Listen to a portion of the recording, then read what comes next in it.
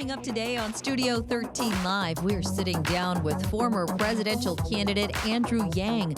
We'll get his take on what we can all do to bring the country back together. Plus, Guerra Seasoning is here to tell us about their family business. A taste of the seasonings they've been making from peppers grown in the Yakima Valley for the past 30 years. Then we're learning how to transform work outfits into night-out attire with a local designer, and we'll talk about how her fashion shows help at-risk youth. And The Little Mermaid opens at Fifth Avenue Theater tomorrow. We're decorating cookies inspired by the show with the Fonte Bar. Studio 13 Live starts right now.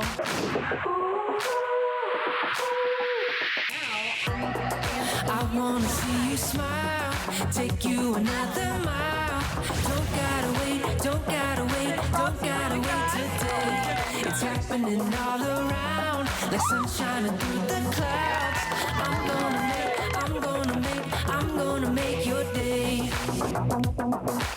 Hey there, happy Baby Friday, aka Thursday. I'm Mireya Garcia. I'm Carly Henderson. You know, we just got back from the Washington State Fair. Turns out, very Instagrammable place. So according to a new study, it is the 5th most Instagrammable state fair in the United States. More than 68,000 hashtags have been used for it. It also ranks 13th most popular on TikTok with more than 9 million hashtag views. How about that? I believe it. There is just so much to do there.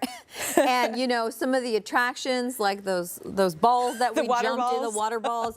I mean, like, how can you not grab that for Insta? And all the food, too. Yeah. I mean, I had that, like, chocolate milkshake with French fries on top and, like, candy all around. So cheese, ice cream. Yeah, and all the bright fair lights. I could see it. I could see it for sure. Yeah. Hey, the nominations for the 57th Country Music Awards on November 8th, they're out. So let's take a look at the artists and the people with the most nominations coming in. So Lainey Wilson with 9 noms, Jelly Roll, who has an incredible voice, 5, Luke Combs with 4, and Hardy also with 4. And the Entertainer of the Year award. Okay, so the noms for this are Luke Combs, Chris Stapleton, Carrie Underwood, Morgan Wallen, and Lainey Wilson. That is a good group. No kidding. Luke Combs all the way for me. Really? So, yes. You know, it's weird. I normally listen to, like, female vocalists. That's my preference. But in the country world, I actually really like the male vocalists, I guess, too. I love Chris Stapleton for sure. I think, like, his is more like bluegrassy country, and I do like that. But I got to throw my support behind Carrie Underwood for the girls. For the girls, too. She always looks so amazing up there, too. All right, elsewhere in Hollywood, Kourtney Kardashian and Travis Barker, they are thanking doctors for saving their baby's life. So Kourtney was hospitalized for complications that led to her unborn baby having surgery in the womb. She posted this update on social media saying, quote, "As someone who has had 3 really easy pregnancies in the past, I wasn't prepared for the fear of rushing into urgent fetal surgery. I don't think anyone who hasn't been through a similar situation can begin to understand that feeling of fear. I have a whole new understanding and respect for the mamas who've had to fight for their babies while pregnant." Travis left to her to be by her side. Oh my God, I am so glad they are okay. I'm glad the baby's okay. That is something nobody should ever have to go through. Yeah, it's horrifying. And I'll tell you, you know, for my first and only pregnancy, I was very unfamiliar with the process, you know, the healthcare process. I received a phone call on a Friday from my doctor that I missed, and all they did was ask me to call them back, left no other information. They were closed by the time I got that call. I was in full panic the whole weekend. I couldn't think of anything else. I couldn't do anything else. Turns out everything was fine. They just can't leave medical info on a voicemail, which I wish I had known. I can't imagine the pain and the panic of knowing that something is wrong and not being able to do anything about it until you can get to the doctors. I'm so glad this turned out well for them. Me too. I'm glad they're talking about it too. You know, I think when something like that happens, sometimes you feel alone in that. And so to be able to share that with the world, I think is a really good thing too. Man, just sending them all the good vibes. If you've watched the Kardashians, you know how hard they tried to make this baby happen. So just sending them all the good vibes from here on out. Absolutely.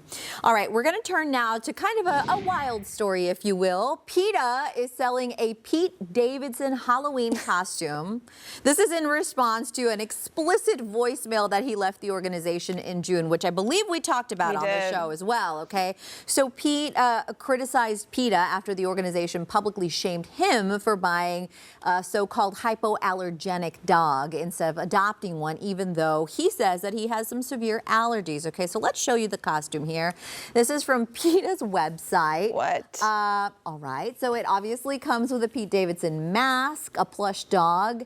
That's a shelter dog's rule, and the bandana, and I should have adopted on the hoodie. This whole getup will run you $85.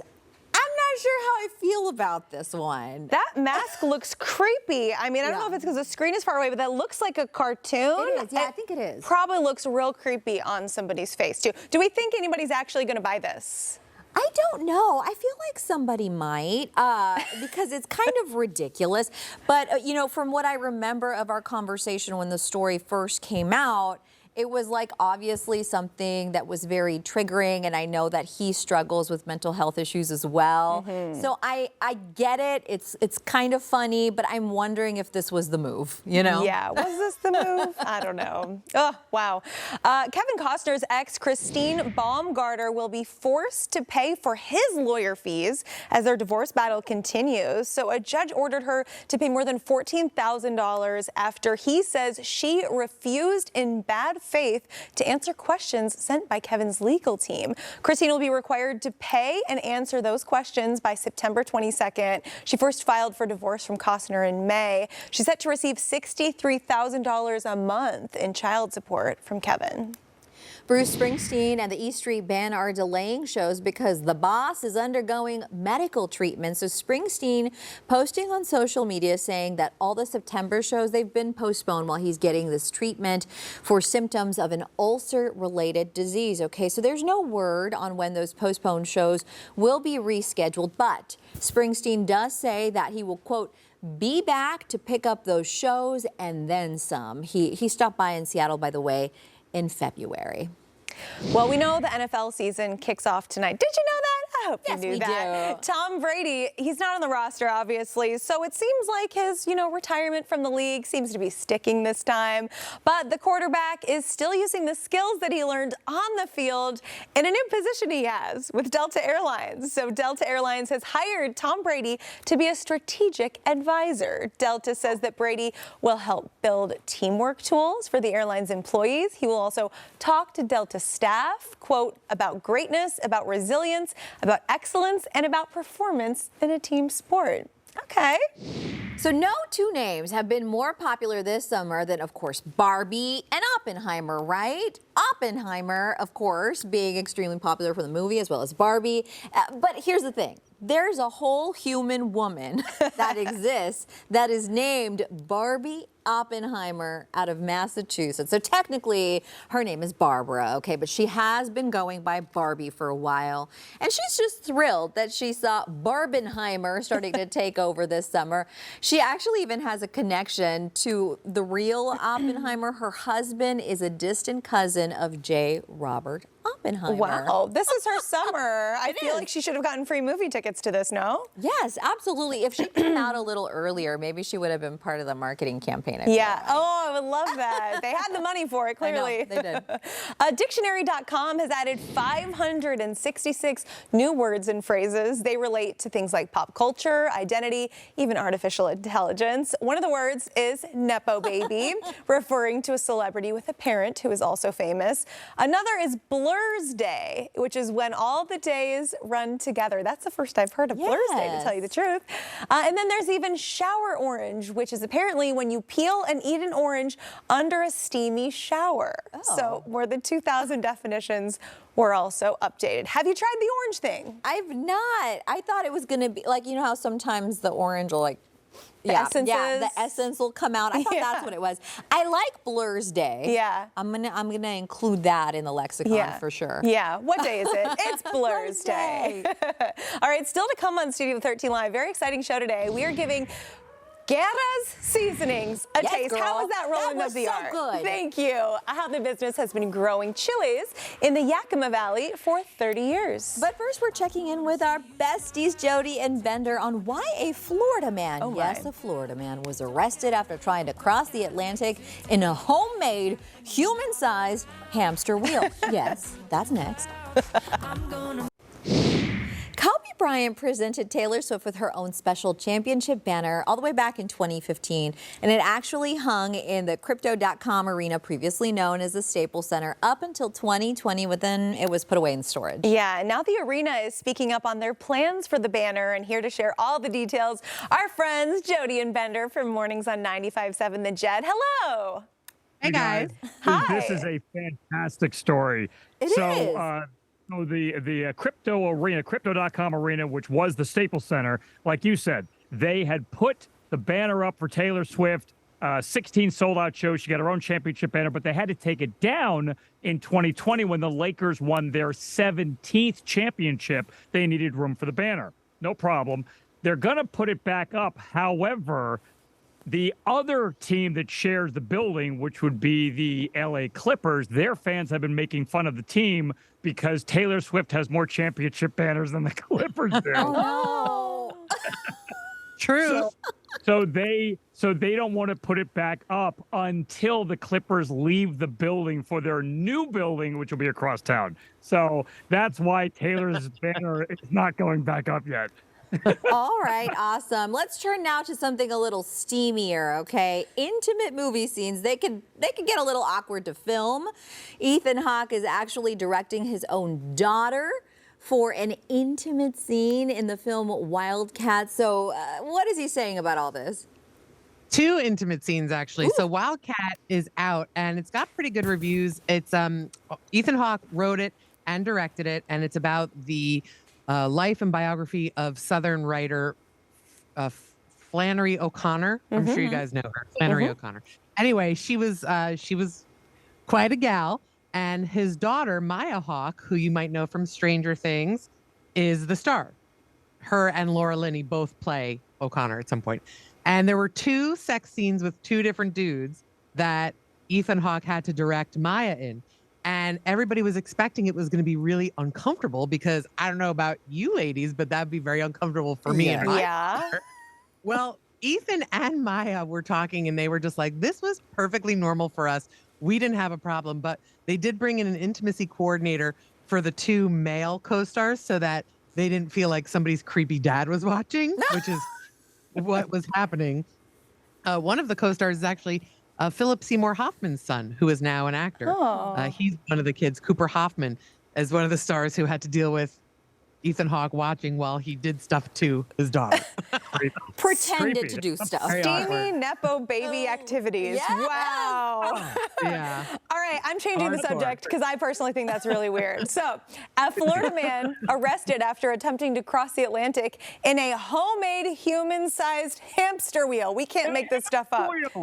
And I don't understand why the Coast Guard told him to stop. Who cares? Let him go. He made it supposedly made it 70 miles off the coast before the Coast Guard said, yeah, stop it. He even threatened, the guy who was doing the stunt, even threatened the Coast Guard to blow it up if they didn't leave him alone. And again, you're thinking, okay, if you're at 70 miles with a freaking hamster wheel, he wanted to go to London, and they confiscated the hamster wheel and they arrested the guy.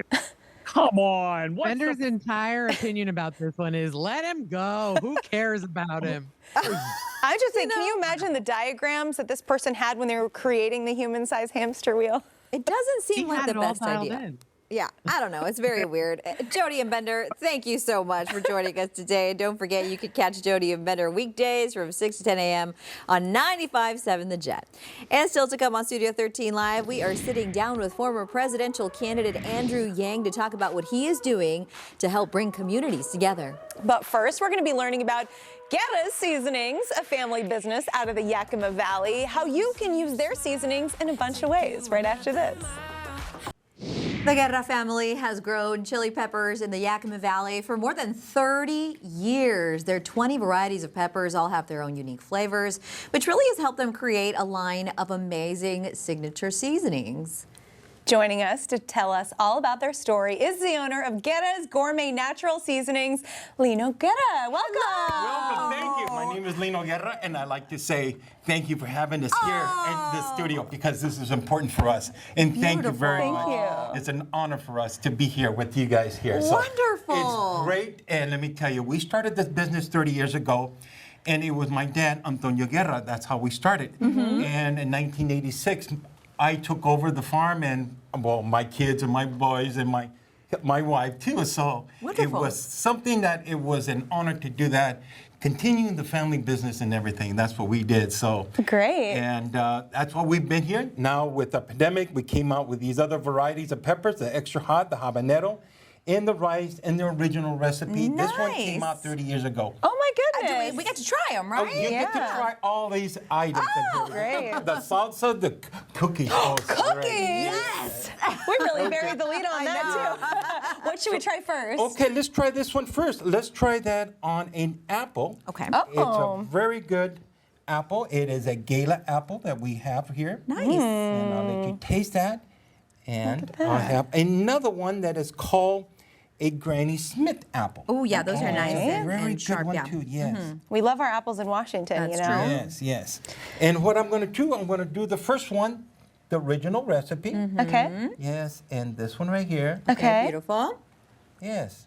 Great. Yeah, try so it's that. kind of Try like that. putting like tahini on like A little mangoes. bit, a little Well, bit. it's like baking, but more without the sugars, and that's what makes the difference. Without no sugar, no MSG. I took that out, Yeah. and I wanted something more of a natural seasoning because our farm was so large. We had the 30 acres, and there were so many peppers that we were making. Because each pepper has a different variety and a different taste to it, a different flavor. Because a lot of them come out with kind of it's too smoky or it's too hot, but this one has a sweet flavor to it. It does. I love it. It does. Super Now, good. now you definitely create these in small batches. Talk to me about the decision behind The doing small that. batches, I wanted to do that because I wanted to get more controlled quality.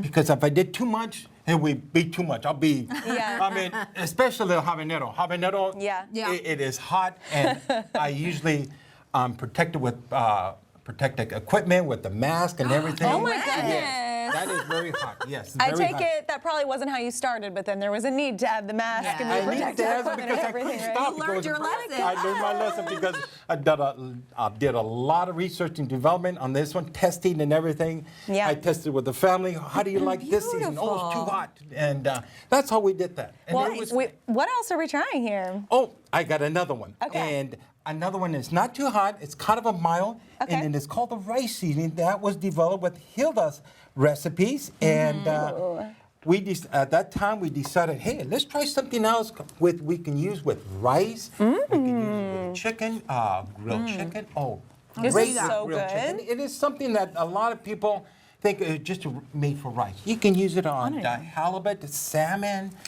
It's very smoky love too. it. I like is, that. yes. Yeah. So It's can delicious. you get that and just put it in rice? You can do it in rice. When you mix do it your in? rice, the recipes are online. I mean, you can look at that.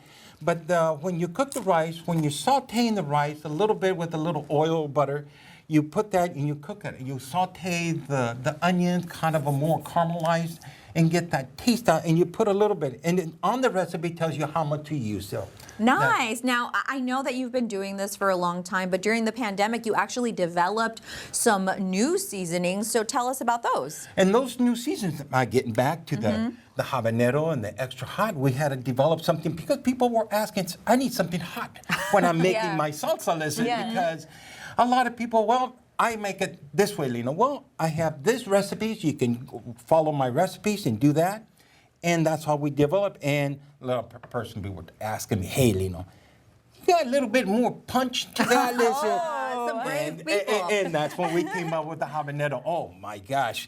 And a lot of people have been using it, and it's great. It's great. And now I have a little bit of here to show a demo with the cookies. Oh, beautiful. Yeah. Can I try this on an apple? Yes. I'm so curious. It's the hot stuff. It's just Okay. a little Take bit. the heat. Maybe not, girl. I might be Just a little bit. Yeah, just a little bit. Just a little bit. And as she's trying that, tell us, what are your seasons not having them? What doesn't have any? It does not have any sugars in it. That is the biggest thing. And that one is a little bit. I use that habanero on on apple. My favorite. You won't believe it. Ice cream. Oh gosh. On caramel that's ice cream. exciting. I sprinkle a little bit on top of it. Oh my! It is so great. And you use it on cookies. You know, our friend Cookies with Tiffany. Oh, she Tiffany! likes to use Let that. me tell you, we connected. Me and Tiffany connected. It was great. Hey, Lino, I'm looking for something to use for my cookies, my chocolate chip cookies and dark chocolate. I said, I have something. I said, she wanted to use a habanero to spice up the cookie. And I said, well, you can't use it straight, but I have something that you can use, Tiffany. I said, well, let's try it. And she tried it. She came back. Lino, that is my best sales on my cookies at the market. No, really, yes, at the market, yes. I love I love it. Listen, that's great, listen. And we've been using it. Lino, I got something coming up pretty soon, this coming fall. That's great, listen. Well, let's get together, listen. I love it. No, we talk. Thank you for visiting with us today. Yeah, I particularly love that rice seasoning. Yeah, it oh was my very goodness, good. these are all so delicious. We put a little bit more information about Guerra seasoning up on fox13seattle.com/Studio13Live. And hey, coming up, we're going to be learning how to transform your workplace outfit for a night out on the town with a local fashion expert. And up next on Studio 13 Live, former presidential candidate Andrew Yang here to talk about the Forward Party, how he says it benefits local communities and brings people together. Don't gotta wait. Andrew Yang is an entrepreneur, author, philanthropist, and former presidential candidate. And he's also the founder of the Forward Party and joining us now in studio to talk about the party's efforts around the United States. Thank you so much for being here, Andrew. It's great to be here. Thanks for having me. Yeah, this is great. I love talking to ideas people and people who aren't afraid to dream bigger, so this is really exciting. Tell us all about the Forward Party. What is its mission and how did it kind of come about? The Forward Party now is the third biggest party in the U.S. by resources. It's not left or right, it's forward, and that's where most of us want to go. Unfortunately, right now our current political system doesn't always get us there, in part because folks get stuck in a system of bad incentives and special interests. So running in the last presidential race, you did talk a lot about the state of the Democratic Party and the Republican Party as well. So how is it that you feel that the message of moving forward, this forward movement, how was that received? It's being received great because folks realize that our current problems aren't getting solved. Here in Seattle, it might be homelessness or education or public safety or some mixture. And I see that in different places around the country. And it turns out most of us want the same things. It's just that we're being set up to say, oh, it's these people's fault, it's their fault. And that's really not what most Americans believe. When you're running for president, universal basic income was a huge talking point for you.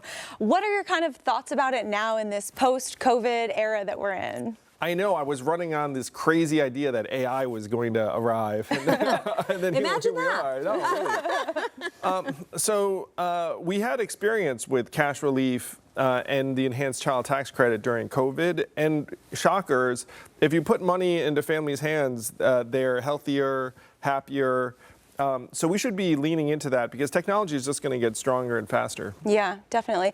You've got a couple books coming out. So next week, September 12th, we've got The Last Election. What can you tell us about that? And what can you tell us about Forward? All right. So The Last Election is my first novel.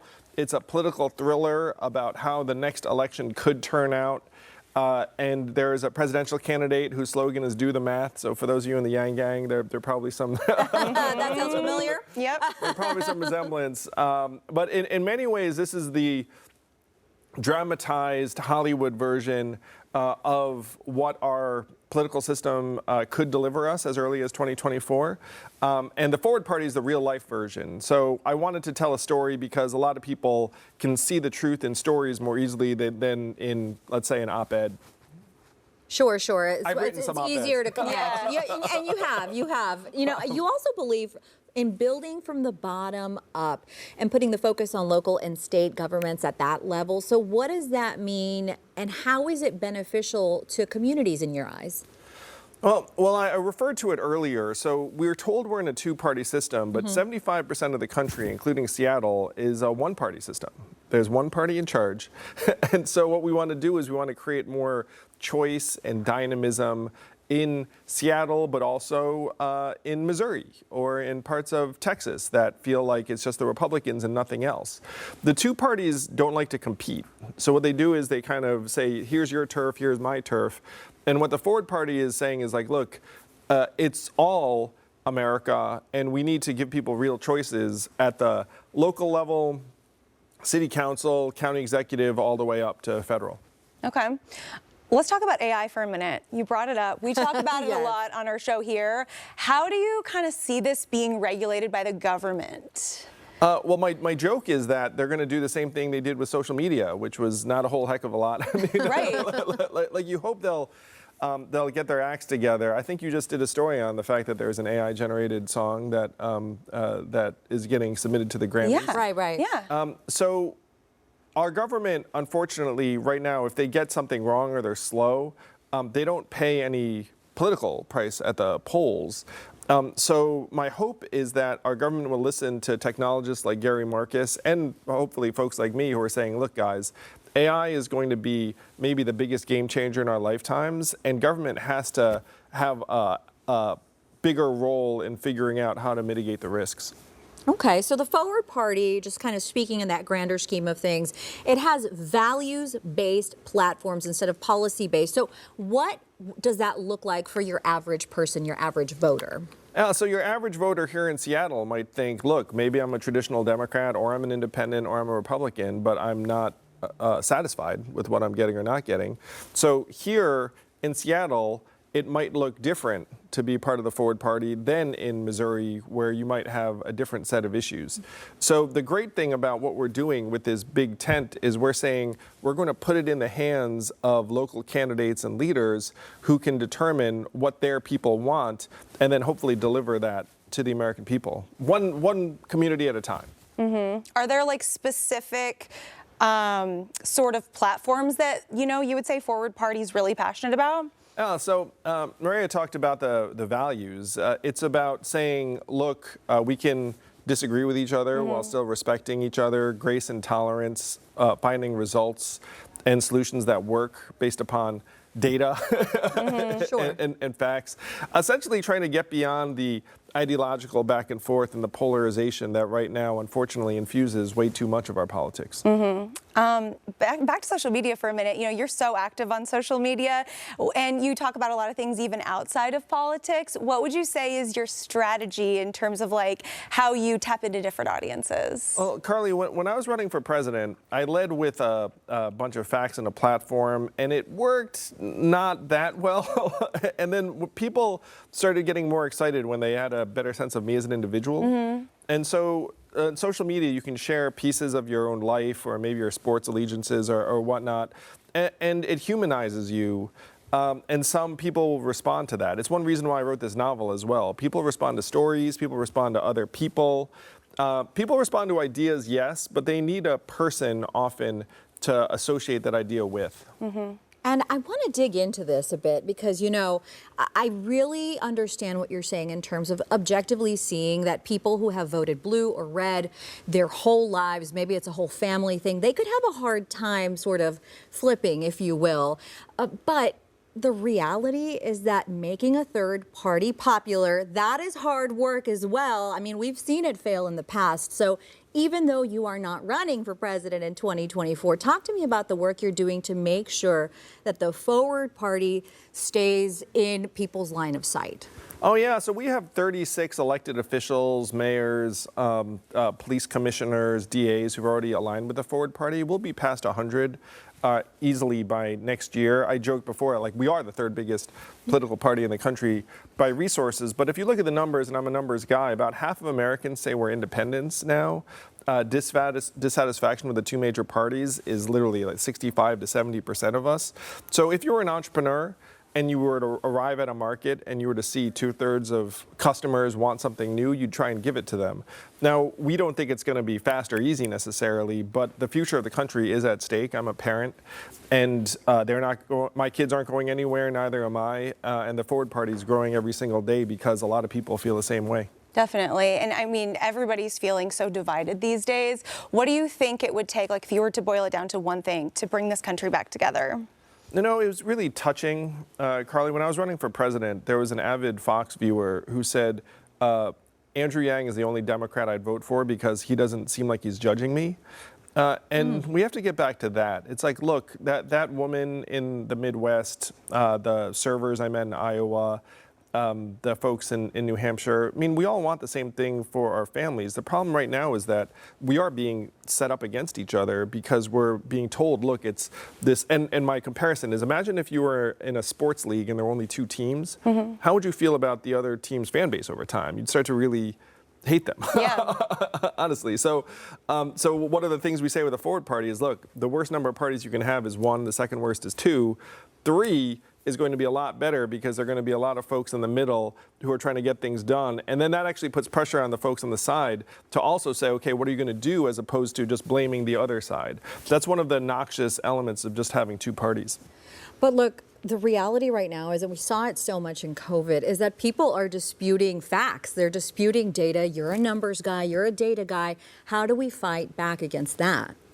Yeah, and again, this is one reason why I think getting beyond the two-sidedness is so important, is because a lot of the reason why folks are turning on facts is because they feel like these institutions aren't listening to them, aren't for them, aren't talking to them. And if you go to them, and I've done this, I've now met with thousands of Americans who are, let's say, Trump voters or in rural areas. And if you were to sit with them and say, hey, do you think drug prices are too high? They'd be like, oh, yeah. Sure. like there are things you can find agreement on, even if there are other things that, unfortunately, you might be in a different camp on. Gotcha. Andrew Yang, would you ever run for president again? Well, my joke is that apparently I've got another 40 years. Yep. From our, is it a joke? That's real right now. I love this country dearly. My parents immigrated here, and I want to fight for a better future. We're doing that with the Forward Party.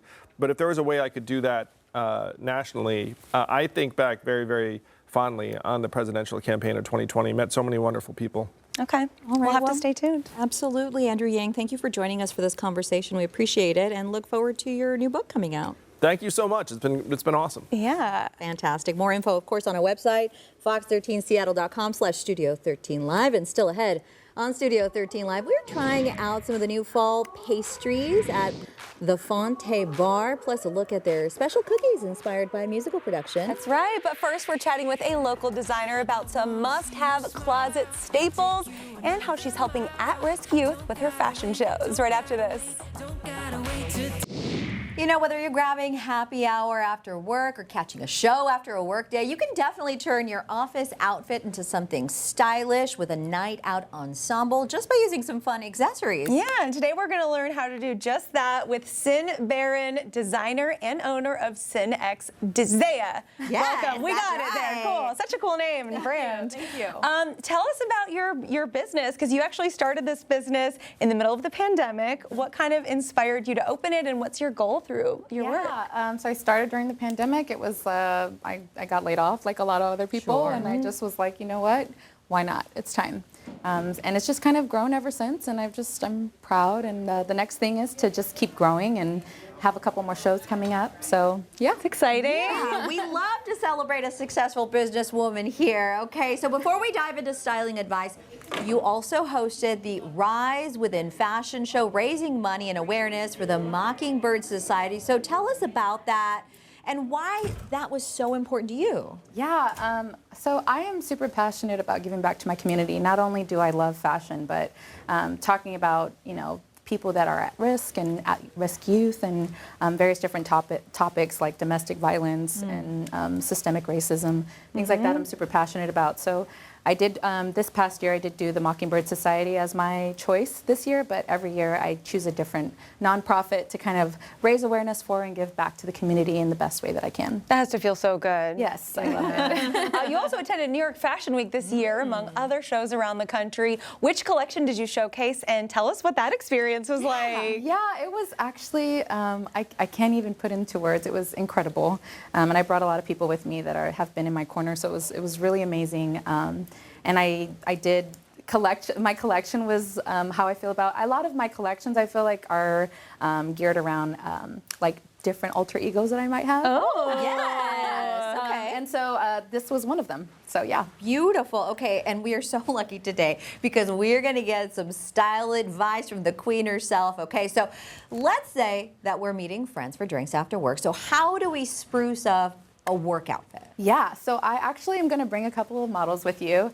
This is a great way to kind of showcase how to be stylish, but also you can wear this at nighttime. So showing off her curves, of course, is really important. I think women need to do that more often, and finding the right pieces to do that. And also, this is great for work, but you can also wear this at night too.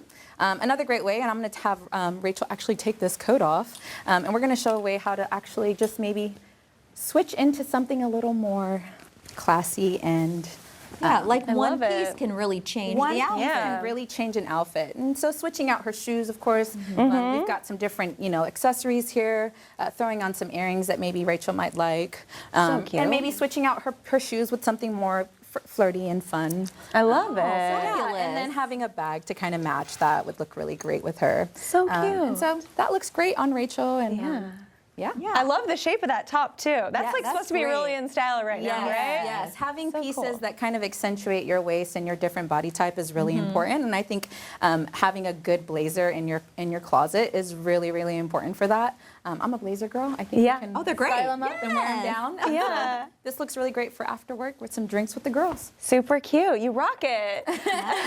What about for the guys? Yeah, so I'm actually gonna bring Mo on to the stage here. So Come Mo on is now. really Hey, great Mo. with men. I feel like it's a lot more easier for them to kind of just look great. This is just a basic white tee with some nice pinstripe pants, and we're actually matching today with a nice pair of sneakers. It looks really great, and you can wear this to work, and you can actually wear this out. But I actually have a blazer here that Mo can make this into a night out. Even if he can also wear this to work. And styling this with something that's a little more So formal. nice. Formal. Ooh, right? I like that. So it looks really great on him. You can wear it open, you can wear it, shut, but looks really great, and he can wear it anyway. So Mo, I'll have you turn around so we can see the back of the suit. Nice. And having a good suit, having a good suit is really important, so it tailors to his body type, but looks really great. I love the look of a suit with like cool sneakers. Yes, Right? absolutely. Yes. And I love that you're sort of making it very accessible. I know a lot of men in my life that get nervous, about fashion, but I feel like this is something that's very doable, right? Absolutely. Excellent. Now, not only do you have amazing advice for really anybody, but you also really focus on giving good advice to people of all sizes. So, do you have anything specific for curvier people? Absolutely. So actually, I'm going to bring another model on. Hey. Carla is really beautiful, and she has such a beautiful body type. She's curvier, but she has such a small waist here with big hips, so it's really beautiful to see something that accentuates that. And finding the right pieces that kind of match that is really great. So this is a great outfit for work, but she can also wear this out as well. A good pinstripe suit is really good for all body types, whether you're on the thinner, taller side, or short or curvier side. So this highlights kind of Carla's body type. And we also have two different options here. We've got, which I think is a leather blazer is really in style right now. And so having monochrome looks are really good for every body type.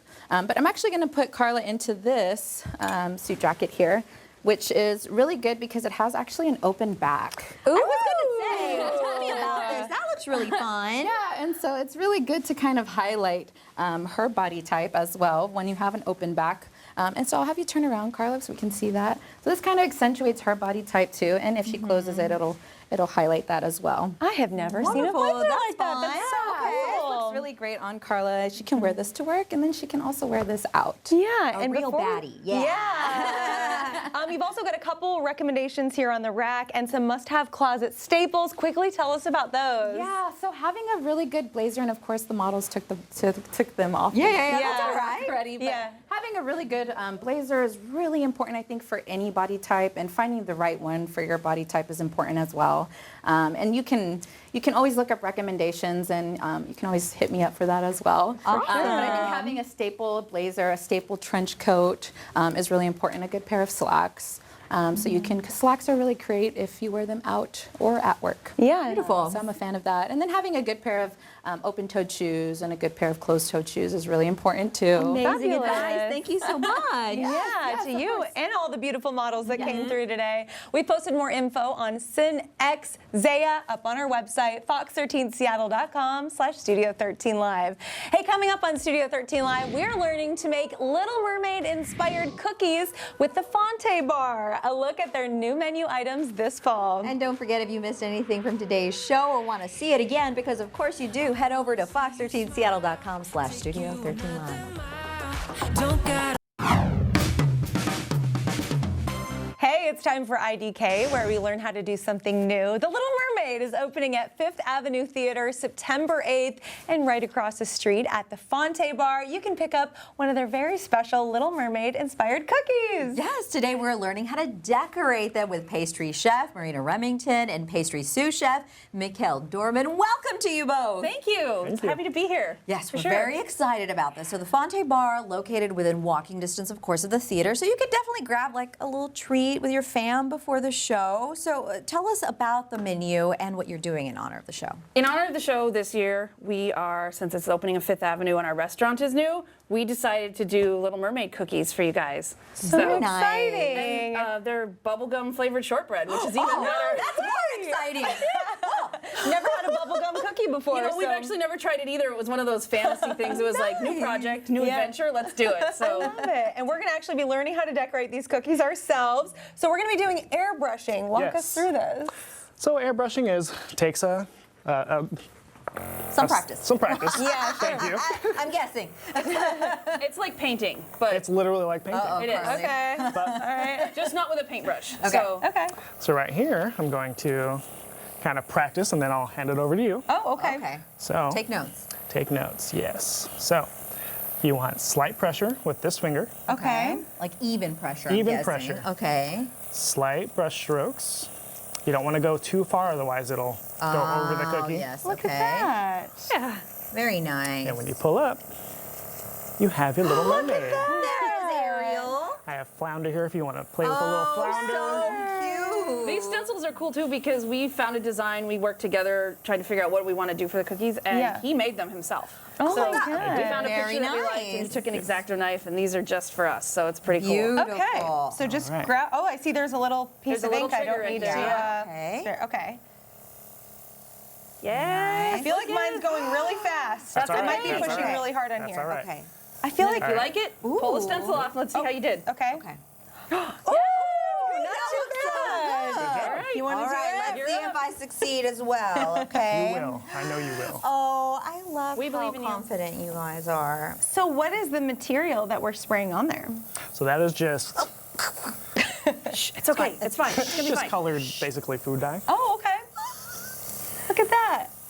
Hold it really still. Don't look at that. Don't look at that. Well, the nice thing about airbrush too is it's not a solid outline, so Right. it's meant to look a little faded, a little watercolor. My And Ariel, she's under the sea. she's I like under it. the She's sea. under the sea, It's exactly. moving. It's artsy. I like it. Oh, yes. great. That's fun. That's cute. It Our is. cookies can hang. Yeah. Oh, there's Wow. more. There is lots more. Oh, Okay. yeah. Oh. You guys don't just get to airbrush. If This you is a see full job. This one right here. Oh, Seaweed, we have coral, beautiful. some bubbles. We have little seashells. We've got sprinkles. Like, Okay.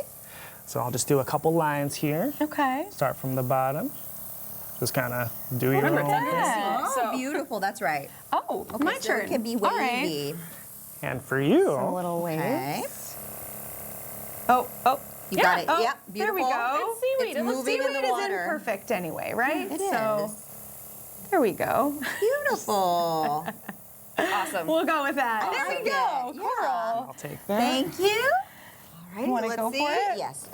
Well, no, but yes. I get so nervous, especially when I'm around such talent, you know? Yeah. Well, thank you, but this is cookies. This is supposed to be fun. It is supposed to be fun. It is. There's a Your reason so many vision. people do it. It's because it's just fun to do. It's one of the joys of our job, for sure. I feel like you've got to be so patient to do Well, that it. too, That but- too. And then what are we doing with the orange after? With the orange, we do coral. Your seaweed, it looks so So good. literally just lines. Just some more jagged, squiggles. jagged lines. That looks really good, Mireya.